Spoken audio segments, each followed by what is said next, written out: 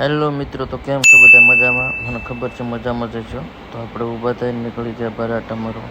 આટા મારતા મારતા પૂગી ગયા પાર્કમાં. બાજુમાં એક નાનો એવો પાર્ક છે, તો પાર્કમાં આવી ગયા હતા આપણે આટા મારવા. અને હવે આપણે રેડી થઈ ગયા છીએ અને આજ જવાનું છે પાછું કપડાં લેવા. ગાડી આવી ગઈ હતી અને પછી આવી ગયા પાછા ગાંઠિયા. તો પછી મેં કીધું ગાંઠિયા ખાઈ લઈ અને પછી નીકળી. પહેલું તો કામ કરવાનું તો આપણે એક જોડેથી કપડાની, તો એ રિટર્ન કરવાની.